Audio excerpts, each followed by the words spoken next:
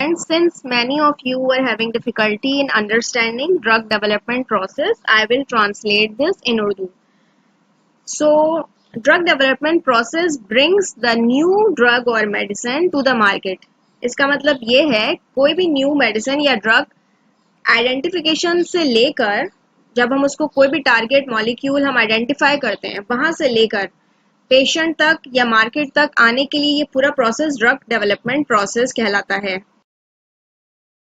Development. The patient is the main focus. The mission for Novartis is to help the patient overcome a disease and improve their quality of life. The drug development process is designed to ensure that innovative new medicines are effective, safe, and available for patients in the shortest possible.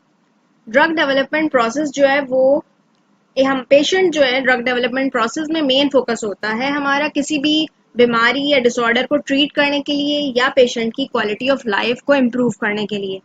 Drug development process जो है ये ensure करता है कि new innovative जो medicine है वो market में आए और इफेक्टिव होनी चाहिए और सेफ होनी चाहिए और कम से कम यहाँ टाइम बना हुआ है तो कम से कम टाइम में आनी चाहिए.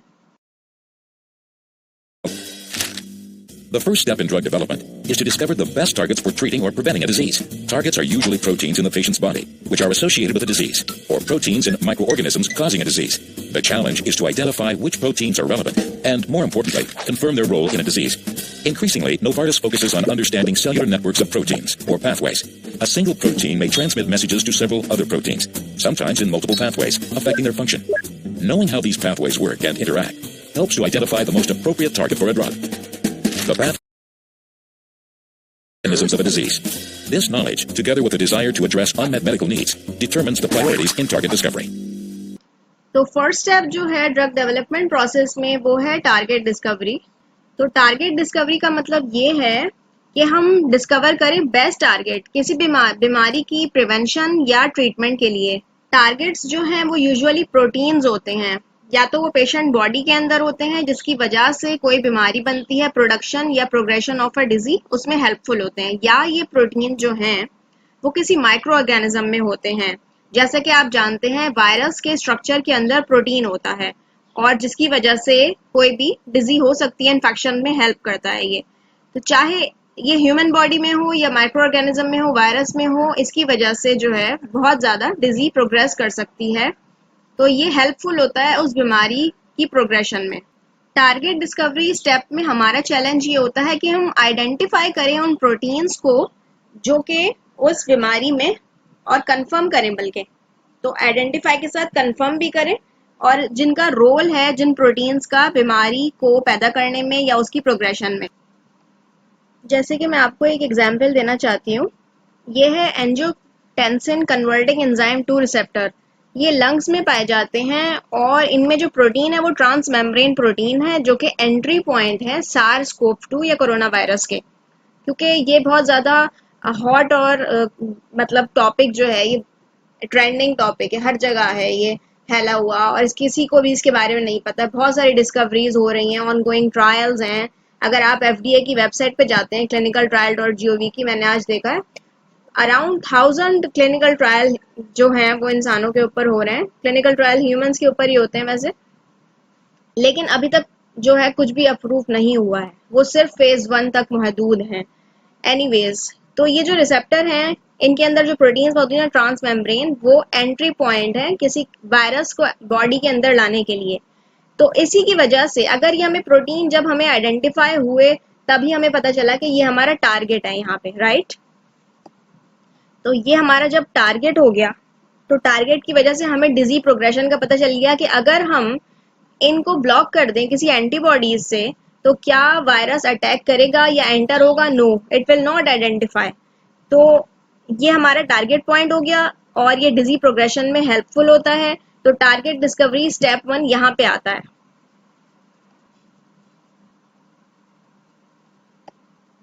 ये जो हम प्रोटीन को आइडेंटिफाई करते हैं इनकी बहुत सारे पाथवेज और नेटवर्क्स होते हैं. एक जो प्रोटीन है वो बहुत सारे मतलब प्रोटीन्स को मैसेज जो है ट्रांसमिट या ट्रांसफर करते हैं. बहुत सारे पाथवेज कभी कभी जो है काम कर रहे होते हैं एक साथ इन प्रोटीन्स के. तो अगर हम ये फाइंड आउट कर लें ये पाथवे काम कैसे कर रहे हैं प्रोटीन के तो हमें ये मालूम हो जाएगा कि ये डिजीज प्रोग्रेस किस तरह कर रही है ठीक है, और हमें रोल पता चल जाएगा इनका किसी भी डिसऑर्डर। तो एक तो हमें क्या क्या पता चल गया है इस स्टेप में, प्रोटीन आइडेंटिफिकेशन इन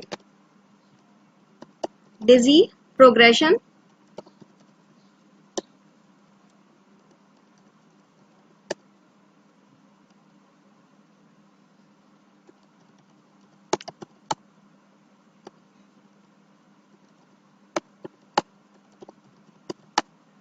प्रोटीन्स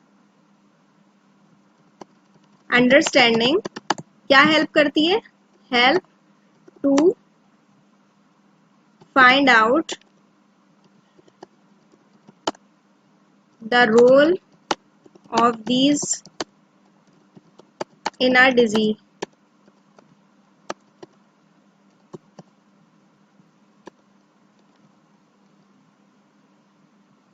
या फिर ये कह सकते हैं better understanding of mechanism of our disease. तो आपने ये याद रखना है, टारगेट डिस्कवरी में जो है हम प्रोटीन्स को आइडेंटिफाई करते हैं, आइडेंटिफिकेशन, ठीक है। In their function. Knowing how these pathways work and interact helps to identify the most appropriate target for a drug. The pathway approach allows Novartis to better understand the mechanisms of a disease. This knowledge, together with the desire to address unmet medical needs, determines the priorities in target discovery.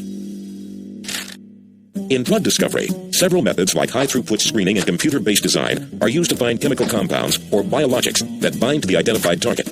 If a compound modulates the target in a way that is expected to alter the disease, this so-called hit will be refined to improve its safety and effectiveness, eventually becoming a drug candidate. Discovering and bringing one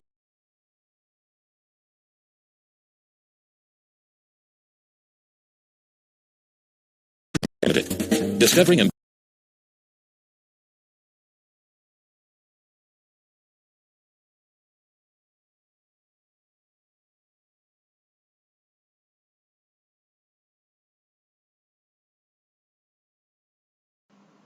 drug discovery में जो है हम find out करते हैं drug molecule के बारे में। हमने टारगेट डिस्कवरी में फाइंड आउट किए हैं प्रोटीन्स जिनका रोल होता है उस पर्टिकुलर डिजीज जिस पे हम काम करना चाहते हैं उसकी प्रोग्रेशन में। अब हमें डिजीज फाइंड आउट हो गई, प्रोटीन्स का रोल पता चल गया, किस तरह से बीमारी जो है वो प्रोग्रेस करती है, किस तरह से बीमारी जो है बॉडी के अंदर हो रही है।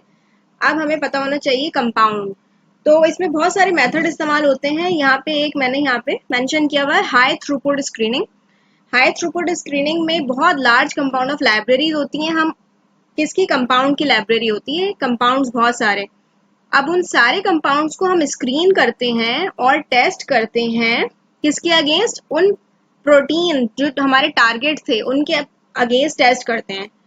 तो एक तो है हाई थ्रूपुट स्क्रीनिंग मेथड, या फिर दूसरे मेथड होते हैं कंप्यूटेशनल डिजाइन। इसके थ्रू भी हम जो है टेस्ट कर रहे होते हैं हमारे मॉलिक्यूल्स को कि either it will work against that target और नॉट। तो ये हम तकरीबन 5000 से 20,000 तक जो है कंपाउंड को स्क्रीन कर रहे होते हैं यहाँ पे। और ये वो कंपाउंड है जो मॉड्यूलेट करते हैं टारगेट को। मॉड्यूलेशन का मतलब क्या होता है कि चेंज लाता है, ये चेंज लाना मॉड्यूलेट का मतलब होता है। लेकिन इस तरह चेंज लाना कि डिजीज को ओवरकम करने में या ट्रीट करने में हेल्पफुल है, ना कि डिजीज को बढ़ाने में, ठीक है। तो ये ऑल्टर करता है डिजीज को या डिजीज के पाथवे को या उसका पूरा जो प्रोग्रेशन हो रही है। अब ये सारे जितने भी आ गए हमारे पास मॉलिक्यूल्स या कंपाउंड, इनको हम नाम दे रहे हैं हिट का। कौन से मॉलिक्यूल्स हैं ये जो हिट है? इसका मतलब ये है हम इसको मजीद मॉडिफाई या इम्प्रूव करते हैं कि ये सेफ और इफेक्टिव हो जाएं किसी भी बीमारी के अंदर, ठीक।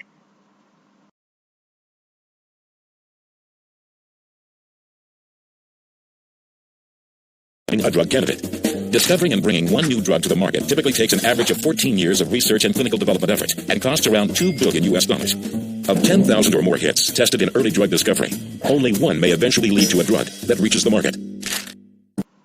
किसी भी ड्रग को डिस्कवर करने और मार्केट तक पहुंचने के लिए जो है तकरीबन 14 से 20 साल लगते हैं। और इस पे जो कॉस्ट आती है वो 2 बिलियन के $2 बिलियन US डॉलर्स आती है। और इसमें हम जो टेस्ट करते हैं वो कितने मैंने बताया था आपको 5,000 to 20,000, कहीं कहीं रेफरेंस है 10,000, तो हमारे पास इतने हिट्स आ जाते हैं, मतलब इतने कंपाउंड सेफ और इफेक्टिव होने चाहिए। और उसमें से भी हम फाइनल, मतलब जिसपे फाइनल जो हम क्लिनिकल ट्रायल करते हैं वो एक होता है, मतलब come to the market only one over hair.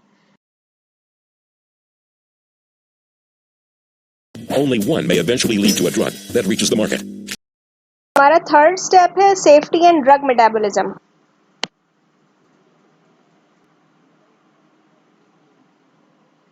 Safety and drug metabolism के अंदर जो है हम लेट प्री क्लिनिकल स्टेज में जो है फर्दर कुछ एक्सपेरिमेंट्स करते हैं। मैंने आपको पहले बताया था कि प्री क्लिनिकल स्टेज तक हम जो है कंपाउंड्स स्क्रीन हिट्स अमूमन 250 तक कर लेते हैं। तो हम फर्दर कुछ एक्सपेरिमेंट करते हैं ड्रग कैंडिडेट के ऊपर, इंश्योर करते हैं कि ये पेशेंट्स के लिए ये कंपाउंड या ड्रग कैंडिडेट जो है ये सेफ है, ठीक है। और हम इसमें जो है फार्माकोकाइनेटिक प्रॉपर्टीज देख रहे होते हैं, क्योंकि हर मेडिसिन या ड्रग की सेफ्टी के लिए हमें रिक्वायरमेंट होती है फार्माकोकाइनेटिक प्रॉपर्टीज, जैसे कि एब्जॉर्प्शन एंड मेटाबॉलिज्म। और क्योंकि ह्यूमन बॉडी में होती है ये एब्जॉर्प्शन और मेटाबॉलिज्म, और ये एक्सपेरिमेंट जो हम कंडक्ट कर रहे होते हैं ये बहुत ही केयरफुल होके करते हैं, बहुत डिलीजेंस के साथ करते हैं, ताकि हम कम से कम रिस्क ह्यूमन सब्जेक्ट को प्रोवाइड करें। ह्यूमन टेस्ट सब्जेक्ट यहाँ पे हम प्री क्लिनिकल स्टेज पे कर रहे हैं ये। तो अभी नेक्स्ट स्लाइड में आप देखेंगे कि एनिमल्स पे करते हैं हम, प्री क्लिनिकल स्टडीज जो है ह्यूमन पे नहीं है। ये स्टडी हम बहुत ध्यान से करते हैं ताकि कम से कम ह्यूमन बॉडी को रिस्क हो। हमें फार्माकोकाइनेटिक प्रॉपर्टीज क्यों चाहिए होती हैं? ताकि हम सेफ्टी को इंश्योर कर सकें, ठीक है।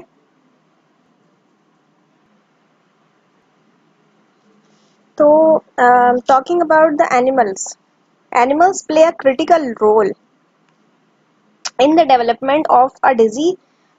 ऑल्दो हमारे पास बहुत सारे जो हैं टेक्निक्स हैं, जैसे कि हाई थ्रूपुट स्क्रीनिंग और कंप्यूटेशन टेक्निक, ये बहुत ही प्रेस्टिजियस टेक्निक हैं, बहुत ज़्यादा साइंटिफिकली एक्सेप्टेबल। लेकिन जो एनिमल स्टडीज़ हैं उसकी एक अपनी, मतलब उसका बहुत क्रिटिकल रोल है, ठीक है। और क्योंकि हमें एनिमल स्टडीज़ क्यों चाहिए होती हैं? क्योंकि कॉम्प्लेक्स डिजीज मैकेनिज्म सिर्फ हम अंडरस्टैंड कर सकते हैं एनिमल स्टडीज़ की वजह से। अच्छा, कुछ गवर्नमेंट अथॉरिटीज़ जैसे कि फूड ड्रग एडमिनिस्ट्रेशन जो है वो यूएस में रेगुलेटरी अथॉरिटी है, जिस तरह पाकिस्तान में Pakistan drug regulatory authority of Pakistan DRAP के नाम से है, drug regulatory authority of Pakistan DRAP उसके नाम से जानी जाती है। यूएस में जो है वो फूड एंड ड्रग एडमिनिस्ट्रेशन है। इसकी रिक्वायरमेंट ये है कि एनिमल टेस्टिंग लाजमी की जाए, ताकि ह्यूमन तक जो है ड्रग पहुंचने से पहले हमें उसकी सेफ्टी, हमें हमें सेफ्टी का पता होना चाहिए। सही, कोई रिस्क नहीं ले सकते आप ह्यूमन टेस्टिंग में।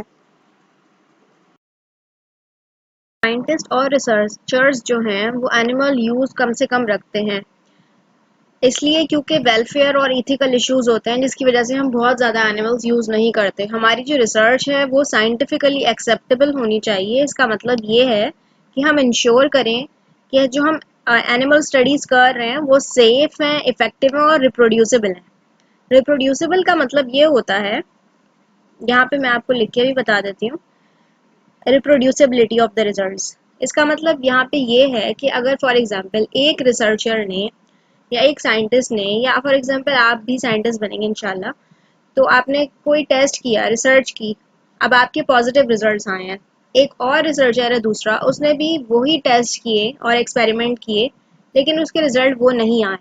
तो इसका मतलब ये हुआ कि आपके फॉल्स पॉजिटिव रिजल्ट आए हैं। इसका मतलब आपको फिर बार बार अपने रिजल्ट्स को रिपीट करना होगा, अपने टेस्ट को, अपने एक्सपेरिमेंट को, ताकि इस आपके बाद कोई और यही काम करे, मेथड अप्लाई यही करेगा, तो सेम रिजल्ट्स आएंगे।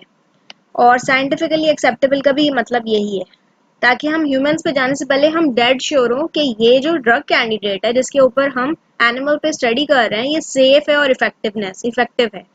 तो इफेक्टिव का मतलब है थेराप्यूटिकली इफेक्टिव है, ठीक है।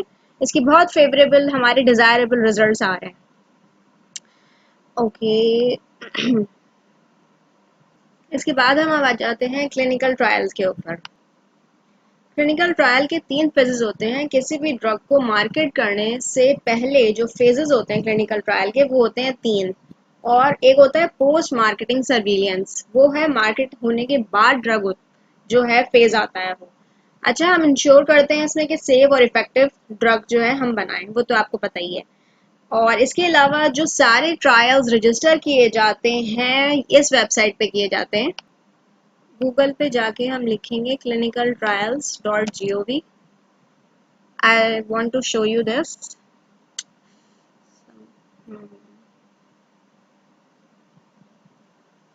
होम पे जाएंगे,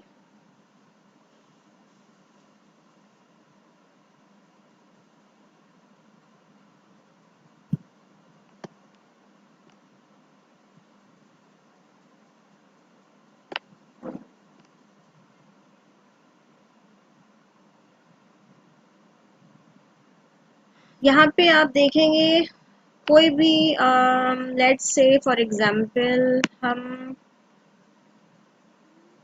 क्लिनिकल स्टडीज। ओके, अच्छा, कंडीशन SARS-CoV-2 आप लोग की जाके ज़रूर अपने ब्राउज़र में देखिएगा। अच्छा, यहाँ पे ये ऑलरेडी लिस्टेड आ रहा है कोविड-19, क्योंकि ये पूरी दुनिया में पैंडेमिक है। तो ऑलरेडी कितनी स्टडीज़ हो रही हैं इसमें देख लेते हैं।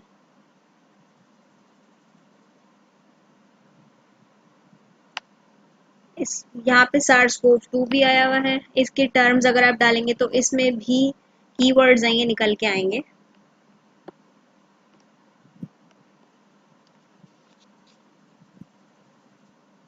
तो यहाँ पे आपको सारी स्टडीज आ जाएंगी। टोटल 795 है कोविड-19 के नाम से। लेकिन अगर दूसरी टर्म्स डालते हैं साइनोनियम्स, SARS-CoV-2, 2019 nCoV या severe acute respiratory syndrome corona virus 2, 2019 novel corona virus, तो ये सारी स्टडीज इसमें ऑनगोइंग है।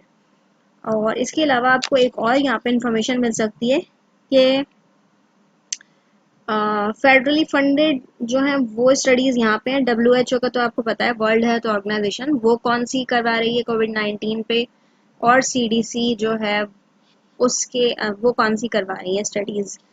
तो अब यहाँ पे जो है स्टेटस मेंशन शो हो रहा है, रेड में जो है एक्टिव नहीं है, ग्रीन में स्टडीज एक्टिव हैं। रिक्रूटमेंट का मतलब होता है कि ये पेशेंट्स या वॉलंटियर्स जो हैं हेल्दी अभी वो ले रहे हैं। और आपको क्या इन्फॉर्मेशन मिल सकती है यहाँ पे कि टाइटल कौन से स्टडीज़ कौन सी हो रही है, किसके ऊपर हो रही है, कौन सी ड्रग पे हो रही है। सारी कोविड-19 है। इंटरवेंशन का मतलब होता है कौन सी मेडिसिन के लिए हो रही है, किसी वैक्सीन के लिए है, ड्रग के लिए है, या कोई डायग्नोस्टिक पर्पस के लिए है। और लोकेशन जैसे यहाँ पे आ रहा है ईरान, इटली, मलेशिया, UK, पुर्तगाल, तो ये बहुत सारे हैं। There can be a very good review on this. If you want me, I can give you another class on this. Phase 1 के ऊपर जो हम स्टडी करते हैं वो है हेल्दी वॉलंटियर्स के ऊपर। जो अगर मैं आपसे पूछूं कि इसमें कौन से वॉलंटियर्स लिए जाते हैं या टेस्ट सब्जेक्ट कौन से होते हैं, तो आप क्या पेशेंट्स होते हैं, तो आप कहेंगे नो, हेल्दी वॉलंटियर्स होते हैं। इसमें बहुत लिमिटेड होते हैं, right, you can see over here. और इसमें हम क्या चेक करते हैं, इसमें हम देखते हैं सिर्फ सेफ्टी और फार्माकोकाइनेटिक पैरामीटर्स इवैल्यूएट करते हैं। वो तो मैं आपको बता चुकी हूँ, ADME, एब्जॉर्प्शन, डिस्ट्रीब्यूशन, मेटाबॉलिज्म और एलिमिनेशन। तो ये सारे पैरामीटर्स हम सेफ्टी को इंश्योर करते हैं। असल में ये फार्माकोकाइनेटिक पैरामीटर तो हम सिर्फ सेफ्टी देखते हैं। अगर यहाँ पे इस स्टेज पे सेफ नहीं होती, मतलब हेल्दी वॉलंटियर्स को कोई बहुत सीवियर साइड इफेक्ट आ गए, तो हम यहीं स्टॉप कर देते हैं, हमारा क्लिनिकल ट्रायल बंद हो जाता है। सही है। तो फेज 2 की बात करते हैं। फेज 2 के अंदर जो है हम ट्रायल करते हैं पेशेंट्स के ऊपर जो डिजीज पेशेंट हैं, और वो लेते हैं हम 100 से 250 के दरमियान। इसमें हम क्या इवेल्युएट करते हैं, एक तो एफिकेसी, दूसरा है ऑप्टिमम डोज। हम ऑप्टिमम डोज का मतलब ये है कि जो बहुत सूटेबल और फेवरेबल डोज होगी उस ड्रग कैंडिडेट की फॉर द पर्टिकुलर डिजीज, वो हम यहाँ पे ऑप्टिमाइज करते हैं। इसके अलावा हम अनवांटेड इफेक्ट्स जैसे साइड इफेक्ट्स वो भी मॉनिटर कर रहे होते हैं पेशेंट के, और इवेल्युएट कर रहे होते हैं साइड इफेक्ट्स और अनवांटेड इफेक्ट्स, और सेफ्टी भी हम साथ में देखते हैं।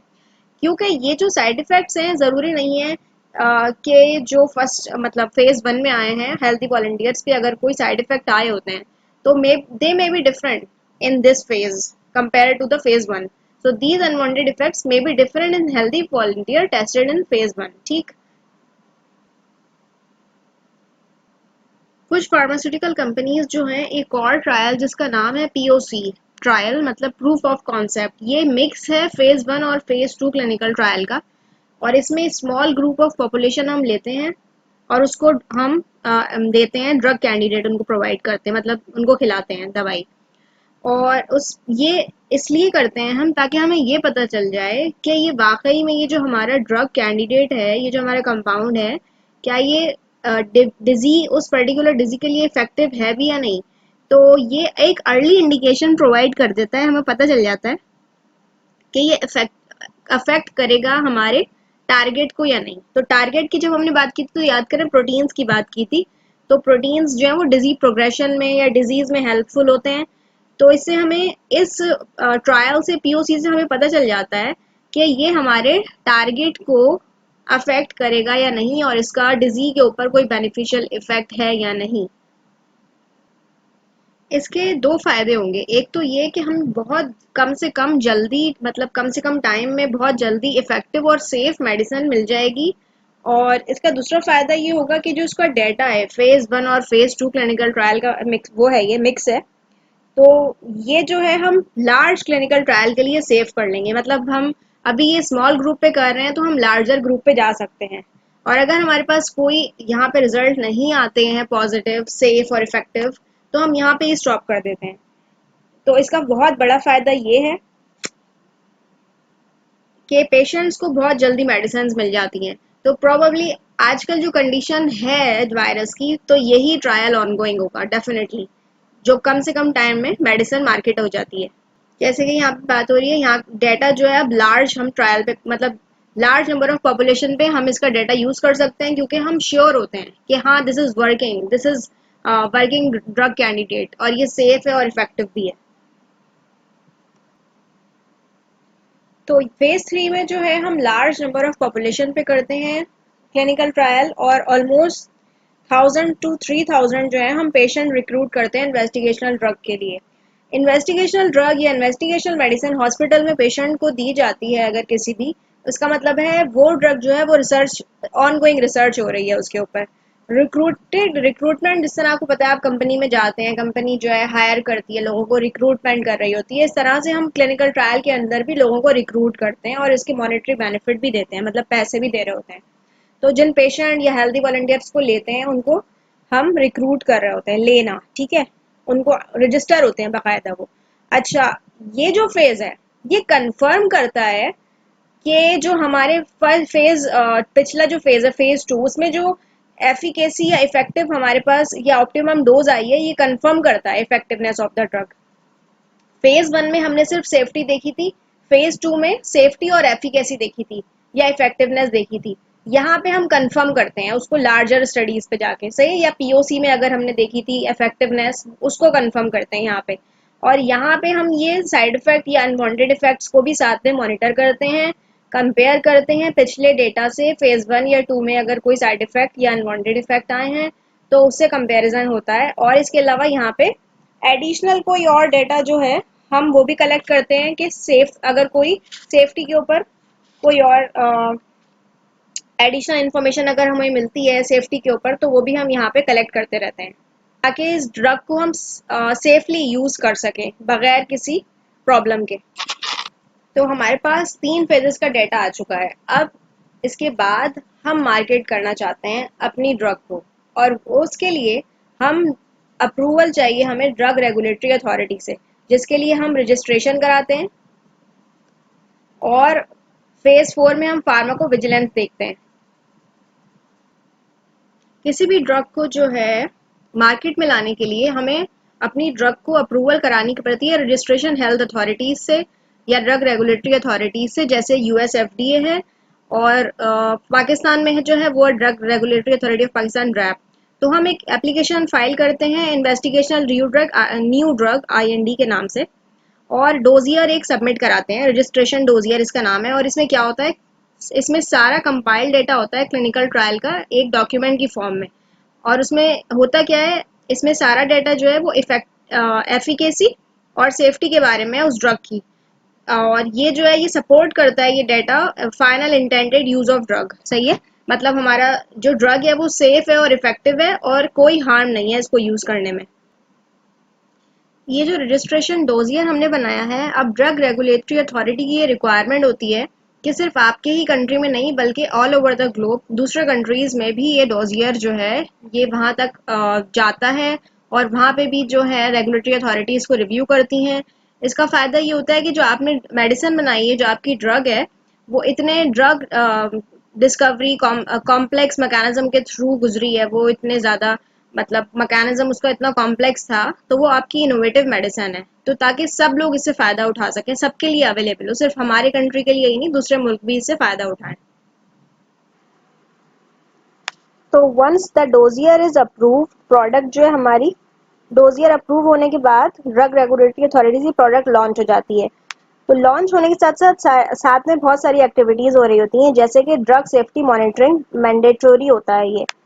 तो इसमें क्या होता है कि कोई भी पेशेंट अगर डॉक्टर के पास जाता है, तो डॉक्टर अगर यही ड्रग उसको प्रिस्क्राइब करता है तो साथ में एक फॉर्म देता है कि ये जो दवाई है इसमें एक लीफलेट और एक इंसर्ट होता है। आप लोगों ने भी देखा होगा, लीफलेट और इंसर्ट में कुछ उसके बारे में इंडिकेशंस लिखी होती हैं, यूजेस लिखे होते हैं, डोज लिखी होती है और साथ में साइड इफेक्ट्स लिखे होते हैं कि कौन कौन से आ सकते हैं। तो डॉक्टर ये कहते हैं कि अगर कोई अनवांटेड, कोई भी अनयूजुअल साइड इफेक्ट अगर आप देखें तो लाजमी रिपोर्ट करें। तो ये मैंडेटरी होता है, तो मॉनिटर किया जाता है। कोई भी न्यू ड्रग मार्केट में लॉन्च होती है उसके साथ साथ उसकी मॉनिटरिंग की जाती है सेफ्टी की। सही है, उसके साइड इफेक्ट्स को मॉनिटर किए जाते हैं कि लाजमी नहीं है कि अगर कोई भी ड्यूरिंग फेज 2 और फेज 3 के अंदर जो साइड इफेक्ट आए हों कि वही आएंगे बाद में, नहीं, ऐसा ज़रूरी नहीं है, क्योंकि हमने बहुत ज़्यादा लार्ज पॉपुलेशन पे तो नहीं किया, 3000 तक किया है। तो हम इसके अलावा जो अनवांटेड इफेक्ट दूसरे होते हैं, कोई अनयूजुअल जो कि फेज 3 तक नहीं आए, तो वो रिपोर्ट करने लाजमी होते हैं। अच्छा, तो ये जो रिपोर्ट करते हैं हम पोस्ट ऑथराइजेशन सेफ्टी अपडेट्स कहते हैं इसको। मतलब इसमें जो है time to time health authorities को हम ये सेफ्टी, ड्रग सेफ्टी डाटा जो है सबमिट कराते हैं। और साथ में फेज 4 का नाम जिसे दिया गया है पोस्ट मार्केटिंग सर्विलियंस। सर्विलेंस का मतलब होता है मॉनिटरिंग, इसके अंदर ही फार्माको विजिलेंस भी आ जाता है। फार्माको मतलब ड्रग और विजिलेंस का मतलब टू वॉच या मॉनिटर। तो हम मॉनिटर करते हैं उस ड्रग के साइड इफेक्ट्स को, ठीक, जो कि फेज 3 तक नहीं हमने देखे थे या आइडेंटिफाई किए थे या ऑब्जर्व नहीं किए थे। और साथ में जो है एडिशनल बेनिफिट और रिस्क कन्फर्मेशन, मतलब कोई भी अगर हमें एडिशनल बेनिफिट मिलता है, एडिशनल बेनिफिट का मतलब ये है एक दवाई, जैसे मैंने ड्रग रीपर्पजिंग की अगर आपको बात की हो, पर्पस कुछ और है, रीपर्पज मतलब किसी और पर्पस के लिए भी हम फेज 4 करते हैं। मतलब फॉर एग्जांपल एक दवाई है किसी एक चीज के लिए ली जा रही है लेकिन उसका कोई और फायदा भी हो रहा है, तो उसके लिए भी फेज 4 किया जाता है। उसके लिए फेज 1 2 3 नहीं किया जाता, क्योंकि हम सेफ्टी और एफिकेसी तो हम देख चुके। लेकिन फेज 4 हम इसलिए करते हैं तो एडिशनल बेनिफिट, हमें पता है कि सेफ है ड्रग ये, ठीक है। और फार्माको इकोनॉमिक डेटा का मतलब ये है कॉस्ट इफेक्टिवनेस देते हैं हम उस ड्रग की, कॉस्ट इफेक्टिवनेस, ठीक है। अच्छा, मैं आपको एक एग्जांपल बताऊं, जैसे एक दवाई है ट्यूबरक्लोसिस की, पायराजिनामाइड के नाम से। तो ये जब देखा गया था, जब इसकी स्टडी हुई थी और ये लॉन्च हुई थी ट्यूबरक्लोसिस के लिए, टीबी के लिए, तो इसमें देखा गया था 40% अराउंड या 37 अराउंड परसेंट जो है ये हाइपर यूरिसीमिया करती है। हाइपर यूरिसीमिया क्या होता है? यूरिक एसिड की कॉन्सेंट्रेशन ब्लड के अंदर बढ़ जाना, गाउट कराती है जिससे। अब हम मतलब कुछ एशियन कंट्रीज में ये स्टडी की गई, मतलब स्टडी तो नहीं लेकिन इसके जो साइड इफेक्ट देखे लोगों पे, वो 80% लोगों में हाइपर यूरिसीमिया ऑब्जर्व किया गया और इट वाज रिपोर्टेड लेटर, ठीक है।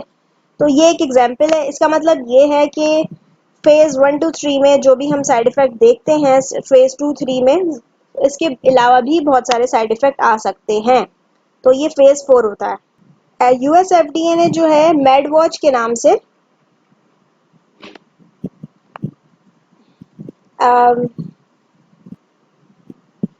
मेड वॉच, यहाँ पे मेड वॉच के नाम से एक वेबसाइट बनाई हुई है। इसका काम क्या है, यहाँ पे एक फॉर्म दिया होता है कि अगर आप कोई भी ड्रग ले रहे हैं, दवाई जो ले रहे हैं न्यूली लॉन्च, और उसके कोई भी साइड इफ़ेक्ट होते हैं आप डायरेक्ट यहाँ पे रिपोर्ट कर सकते हैं। तो ये आप देख लीजिएगा। इसके अलावा कोई भी क्वेश्चन हो you can ask me any time. Video बहुत लंबी हो गई है, इसके लिए माजरत। टेक केयर, थैंक यू, अल्लाह हाफिज़।